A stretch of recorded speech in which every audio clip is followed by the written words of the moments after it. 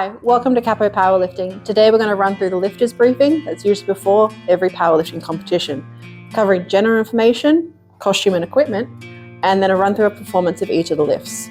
This way you can be prepared before your comp day. On the day you will be competing in a multitude of lifts, squats, bench or deadlifts, or all three. There are a few general things that will help the day run smoothly.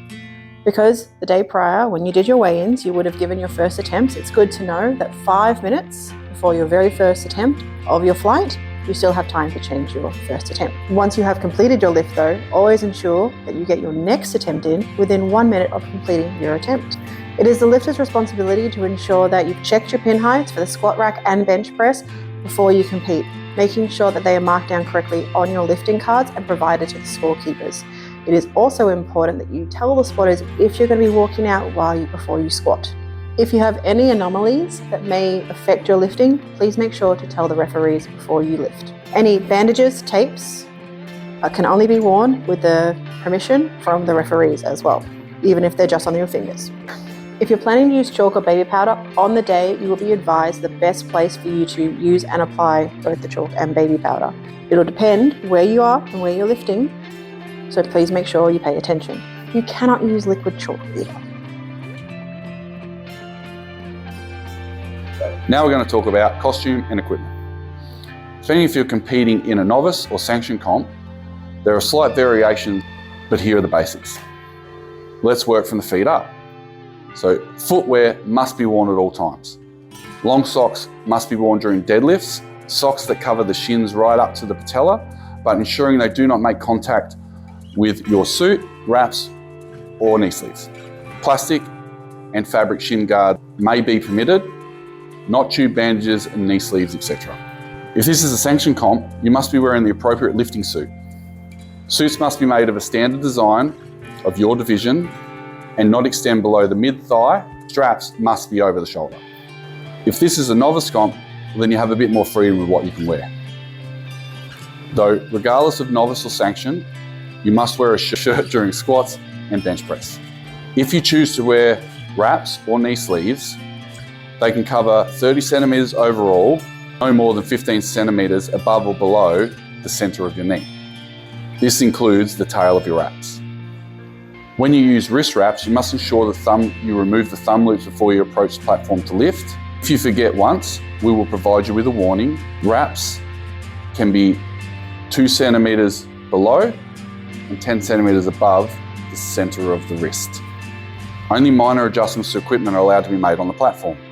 So wrist wraps, knee wraps must be put on before you enter the platform. And once you complete your lift, ensure you move off the platform before you start removing your equipment. All right, let's go through the 3 lifts that you may be competing with on your comp day. First of all, squat. There are 2 signals that you need to be aware of that the referees will call out during your lift: squat and rack. Once you are under the bar and settled with your weight on your shoulders, ready to commence your lift, wait for the squat command before you start commencing.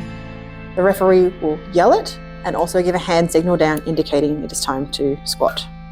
Once that squat command has been made, your feet cannot move. From the bottom position, you cannot dip back down, and it must be one single motion going down and back up. The final command of rack will be called, allowing you to move the body forward, placing the squat bar back into the rack. Now we're going to discuss bench press. Remember, with Capo Powerlifting, you don't have a start command.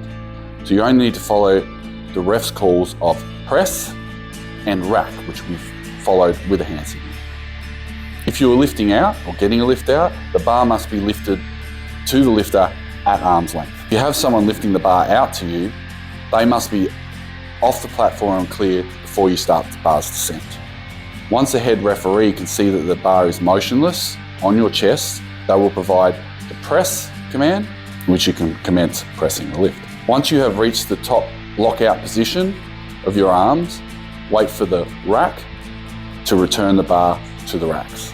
If you jump these calls, you will receive a red light for your lift. A max grip of 81 centimeters between the inside fingers. This means all your fingers, not some angled interpretation. Grip means holding the bar tightly throughout the lift without opening your hands. Feet cannot touch the bench supports. Your foot position must be maintained during the lift. Driving heels down is okay. Your butt must maintain contact with the bench during your entire lift. Now for everybody's favourite, the deadlift. There's only one call, down. Any genuine attempt to lift the bar will be considered your attempt. You cannot support the bar on your thighs. You must stand erect with your knees locked out and await the down signal before lowering the bar. You must lower the bar with control all the way down to the ground using both hands. And that's it. There are always more things to be explained on the day, so make sure you arrive with plenty of time to get your lifters briefing. And there are more details available on the World Powerlifting Rulebook available on the Capo website. We cannot wait to see you compete. And cheer you on. And have a great day.